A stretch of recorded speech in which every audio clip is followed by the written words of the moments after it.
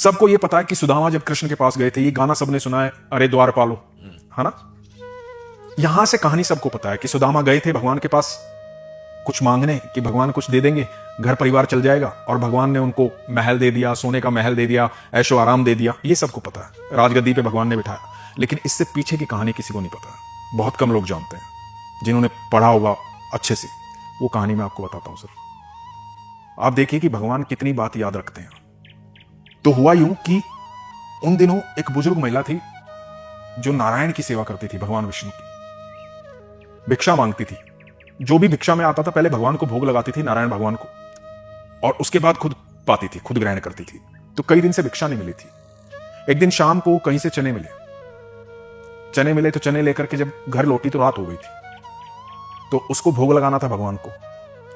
उसने कहा कि प्रभु अब रात बहुत हो गई है, आप भी विश्राम करो, मैं भी विश्राम करती हूँ, कल सुबह भोग लगाऊंगी, फिर दोनों खाएंगे।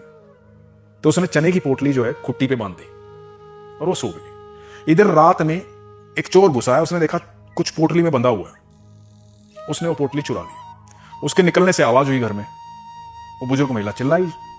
वो चिल्लाई तो आस पड़ोस के लोग भी उठे, लोग उस चोर के पीछे भागने लगे। चोर आगे आगे, लोग पीछे पीछे, लोग ढूंढने लगे। चोर छिपता गया, छिपते छिपते चोर पहुंचा संदीपनी गुरु के आश्रम में, और उस आश्रम में जाकर के छिप गया। अब लोग बाहर ढूंढ रहे हैं, आवाजें आ रही हैं। चोर घबराया हुआ है। चोर ने सोचा कि ये जो पोटली है ना, ये मुझे फंसवा देगी, इस पोटली को यहीं छोड़ता हूं और निकलता हूं। चोर ने वो पोटली वहीं छोड़ दी, चोर निकल गया। अब लोग भी थोड़ी देर आवाजें दे करके चले गए।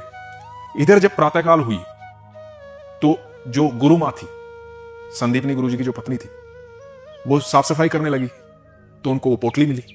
वो पोटली खोल के देखा तो उसमें चने थे। कि भाई चने कहां से आए यहां पे? तो बोले चलो कोई बात नहीं, ये तो व्यवस्था है भोजन की, तो ये तो काम ही आ जाएगा। तो इधर सुदामा और कृष्ण जो हैं वो लकड़ियां बीनने जंगल में जा रहे थे।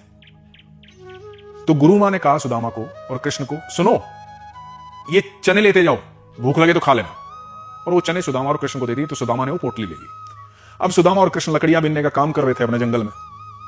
सुदामा के बारे में ये बहुत कम लोग जानते हैं। सुदामा त्रिकालदर्शी थे, भूत भविष्य वर्तमान सब जानते थे, इतने विद्वान थे वो। तो सुदामा के हाथ में जैसे ही पोटली आई ना, सुदामा को पता लगा कि ये पोटली जो है ये चोरी की है। और उन्होंने ध्यान किया तो उनको पता लगा कि जिस बुजुर्ग महिला की ये पोटली चोरी हुई थी, उसने श्राप दिया है कि जो भी वो प्रसाद, जो भी वो खाएगा, क्योंकि मेरे नारायण का प्रसाद है, वो 4 दिन बाद भिक्षा मिली थी, जो भी खाएगा वो मुझसे भी ज्यादा दरिद्र हो जाएगा जीवन भर के लिए। तो ये श्राप उस बुजुर्ग महिला ने उसको दे दिया था, जो भी वो चने खाएगा वो दरिद्र हो जाएगा। अब सुदामा समझ गए कि ये चने जो हैं श्रापित है। तो सुदामा ने सारे चने खा लिए।